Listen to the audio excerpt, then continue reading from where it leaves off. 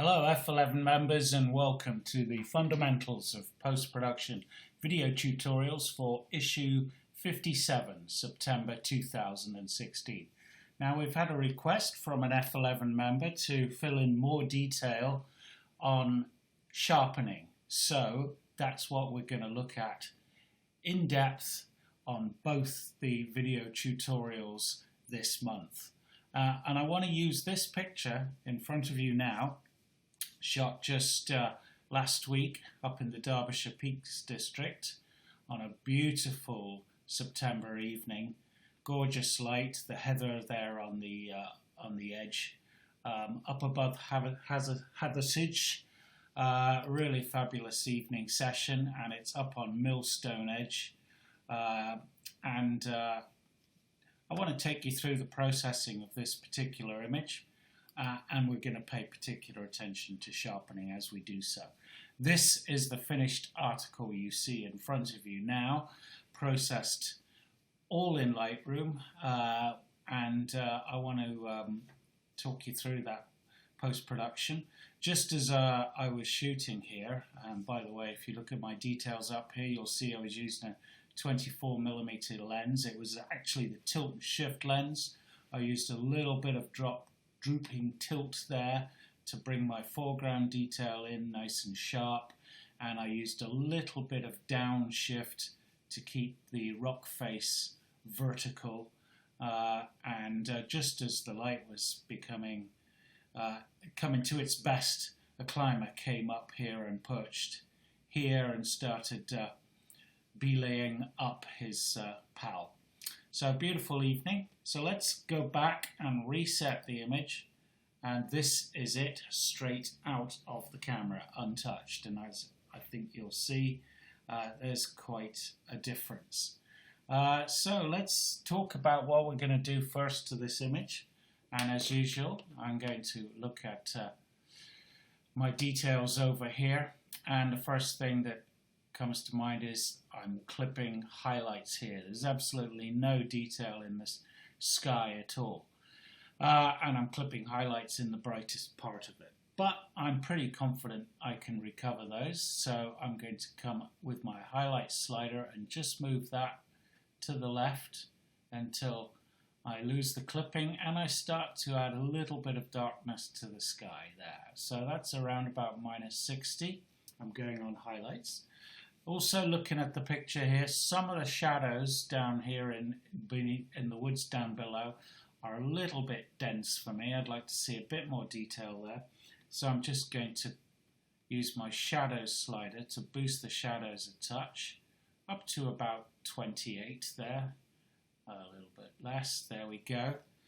And that's worked fine. But now the image looks just a bit too bright, so I'm going to use my points curve here, and I'm going to just pull it down to the right to make the image darker, and just put the faintest of S shapes into my curve there to add a touch of detail. Okay, that's working well. Come up now, and I just want to add a touch of vibrance, and again about 15, I think, will be right. And by the way, it's really difficult sometimes to get precise adjustments here. So what you can do is you can put your you can use your arrow keys on your keyboard to adjust manually should you want. So I'm going to put a value of 15 in there. Okay. And now I'm looking at that image and I'm thinking it's looking a lot better, but still the sky for me is lacking in punch, in drama. So I'm going to use the grad tool here. So if I go to the grad tool now, and now if I hold down shift on my keyboard, that's going to keep my grad absolutely level, and of course I'm going to move it down so it starts coming in on the top of the landscape there. Now there's a trouble with this grad. If I start darkening down the image now, of course, like that, that does wonders for the sky, but we have this horrible darkening of the top of the cliff again, which looks really quite unsightly. But what I can do is use my brush adjustment to fine-tune the mask so that the top of the cliff is not being affected by the grad filter. We've done this in previous video tutorials, but it's worth going over again because this is such a useful feature of Lightroom. I think it's great. I use it a lot.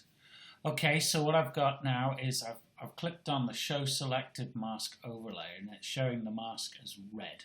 And what I want to do is fine-tune that. So I'm going to click on the brush edit here, top right, and now come down here and click Erase, making sure that Auto Mask is clicked.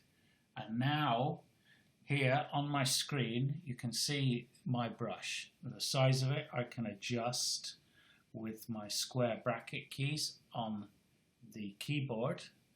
And I can also adjust the feathering, which is at maximum, excuse me, maximum 100 there. And I'm going to bring my flow down to about 50. Because you can build up the painting that you're doing by brush stroke, repeated brush strokes that way.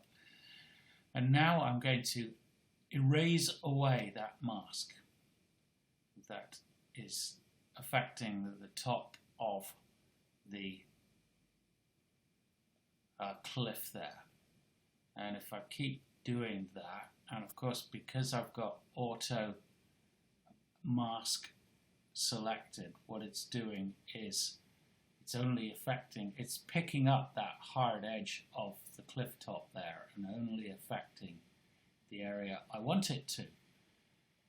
If I come back to my flow control and come up on that, it'll do it much. I don't have to keep going back and doing it time and time again. But sometimes you want to build up the amount of painting you're doing with repeated actions rather than do it all in one go. Okay, and now you can see I've painted away much of the mask that existed there. And now if I click that box off, you can see the grad has darkened down the sky nicely, but it has an effect at the top of the cliff to the right. That's really quite neat. Okay, I want to come back and on my highlights here as well. This is the highlights just in the grad tool, by the way. And just add a touch of contrast to the sky as well. And I reckon that looks pretty good. Maybe a touch more density. What do you think? No, that's too much, isn't it? You got to be subtle. Around about 80 looks about right to me. And click on Done.